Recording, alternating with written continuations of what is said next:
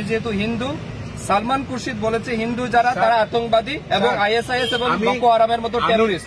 এটার প্রতিবাদ আমি এটা আপনার কাছ থেকে আশা করছি। এক নম্বর হিংসার দিকে নাম্বার 2 আমি আগে আমার নিজের আপনি আপনার কথাটা বলেছেন, আপনি আপনার কথা বলেছেন, ত্রিপুরাতে আমি অশান্তি আপনি বলছেন, আপনি তো হিন্দু তো। হ্যাঁ, কলকাতার মেয়র ফিরহাদ হাকিম বলেছে যারা হিন্দু ধর্ম জন্মগ্রহণ করেনি এটা তাদের দুর্ভাগ্য, আপনি ত্রিপুরার যারা মুসলমান হয়ে জন্মেনি এটা তাদের দুর্ভাগ্য।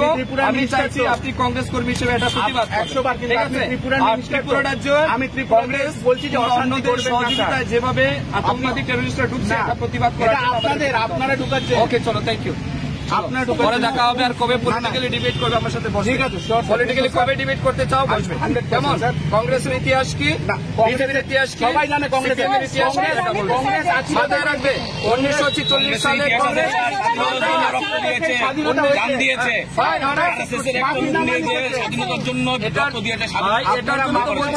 আপনাদেরকে ডিবেটে বসতে হবে।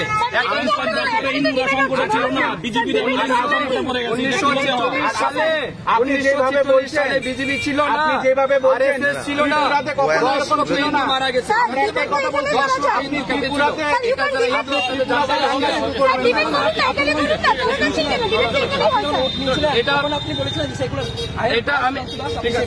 আমি সেকুলার বলিনি, বাংলাদেশে যাতে হিন্দুদের উপর আরো অত্যাচার না হয় তার জন্য কংগ্রেস কর্মীরা রাস্তায় দাঁড়িয়ে প্রতিবাদ করবে। আমাদের রাজ্যের মধ্যেও তো সংখ্যালঘুর আক্রান্ত হয়েছে। এই রানীর বাজারের পাশে দুর্গানগর,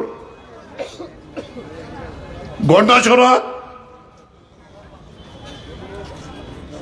সেখানে ধর্মনগরের কদমতলায়, পানিসাগরের সেখানে একটি ছোট্ট জায়গায়, অবশ্য সঙ্গে সঙ্গে প্রায় সেখানকার সমস্ত মানুষ সংখ্যাগুরু সংখ্যালঘু মিলিতভাবে হয়েছে। তার প্রতিবাদ আমরা করবো না? আমরা যারা কমিউনিস্ট পার্টি করি, পৃথিবীর যেখানেই সংখ্যালঘু সংখ্যাগুরুর এই সংঘাত হবে আমরা সংখ্যালঘুদের পক্ষে আছি। সে হিন্দু, মুসলমান, বৌদ্ধ, খ্রিস্টান আলাদা না। কিন্তু বাংলাদেশের ঘটনা আমাদেরকে কেন পীড়িত করে বেশি করে আমাদের পাশাপাশি? আর এই বাংলাদেশে এখনো 3 কোটির উপরে ধর্মীয় সংখ্যালঘু অংশের মানুষ আছে। তাদেরকে রক্ষা করা, তার প্রতিবাদ করা, এটা আমাদের দায়িত্ব। আমরাও প্রতিবাদ করেছি। আমাদের পার্টির নেতৃত্বে আগরতলা একেবারে রাজ্যের প্রায় সর্বত্র আমরা প্রতিবাদে সোচ্চার হয়েছি।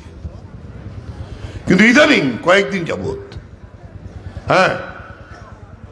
চট্টগ্রামের একটি ঘটনায় আমাদের জাতীয় পতাকা সেখানে তারা তার অসম্মান করেছে।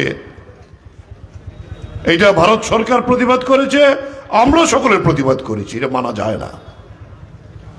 আমরা বলেছি ভারত সরকারকে আন্তর্জাতিক অঙ্গনে বাংলাদেশের এই যে ঘটনাগুলো হচ্ছে তার বিরুদ্ধে জনমত গঠন করে ভারতবর্ষ পাশের যে রাষ্ট্র হিসেবে তার দায়িত্ব পালন করতে হবে। কিন্তু ভারত সরকার শুধু প্রতিবাদ করেই তো তার দায়িত্ব খালাস। কিন্তু হঠাৎ করে দেখা গেল পশ্চিম বাংলাতে এবং ত্রিপুরাতে শাসক দলের সংগঠন, সেটা বিশ্ব হিন্দু পরিষদ হোক আর কি সনাতনী সমাজ সেনা হোক, যেভাবে পশ্চিমবাংলাতেও পশ্চিমবাংলা বাংলাদেশ হাইকমিশন অফিসে তারা গিয়ে হামলা উজ্জুতি করেছে। আর ত্রিপুরায় যেটা করেছে এটা তো একেবারে রাষ্ট্র ধর্ম বিরোধী। এটা আন্তর্জাতিক আইনে অত্যন্ত নিন্দনীয়।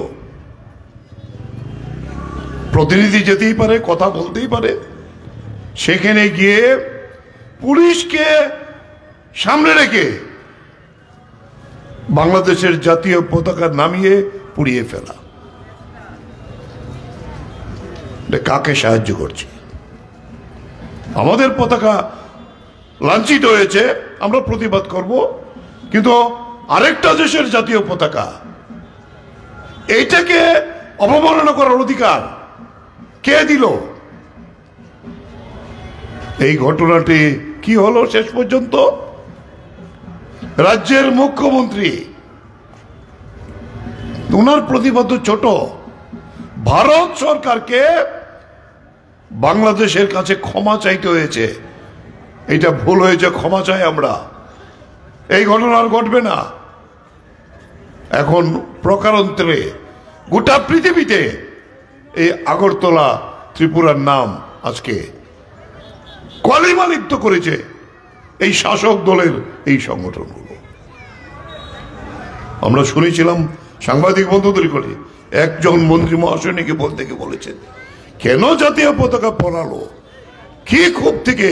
ক্ষোভ না হলে কি হয়? এটা এইভাবে কথা বলতে পারে? যাদের সঙ্গে এই যোগাযোগ, যারা খবর রাখি আমরা, এই ঘটনাতে দেখা গেল সেখানকার সংখ্যালঘুরা আরো বেশি আতঙ্কিত হয়ে পড়েছে। আমাদের পক্ষে কথা বলতে গিয়ে যা করছেন, আমাদের জীবন সম্পত্তি, আমরা আরো সংশয়ের মধ্যে চলে এসেছি। আমাদের এখানে দুর্ঘটনা হয়, শ্যামলী বাস এটা ভারত বাংলাদেশ যাতায়াত করে, গাড়ি দুর্ঘটনা ঘটতেই পারে, বাংলাদেশে হয়েছে। বাংলাদেশের সংবাদপত্র বলেছে এটা তো দুর্ঘটনাই, তার সঙ্গে অন্য কোনো ঘটনা নেই। অথচ এটাকে একেবারে ডিডি নিউজ, দূরদর্শন সহ বিভিন্ন খবর যেভাবে প্রকাশিত হয়েছে, আগরতলার বাস ব্রাহ্মণবাড়িয়াতে আক্রান্ত হয়েছে, আমরা সঙ্গে সঙ্গে কথা বলেছি যে না, এমন কোনো ঘটনা নেই। ঘটনা হয়েছিল, দুর্ঘটনা হলে যা হয়, তারপরে সঙ্গে সঙ্গেই বাস আবার গন্তব্যস্থলে চলে গেছে, অন্য কোনো ঘটনা হয়নি। আজকে দেখলাম শাসক দলকে সমর্থন করে একটি খবরের কাগজ, তাতে আমাদের আগরতলার কাগজও এই কথাটি রয়েছে। তাহলে এই যে ঘটনাটা কি হলো, আমাদের গোটা দেশ, ভারতবর্ষের যে ঐতিহ্য, আন্তর্জাতিক নিয়ম কানুন আইন, এই দলের কাছে কচা পাতা, কলু পাতা, নমুন্ন। আমরা যা খুশি তা করবো, আমরা শাসক দল। আপনি এখানে প্রতিবাদ নিশ্চয়ই আমরাও করছি, আপনারাও করেন।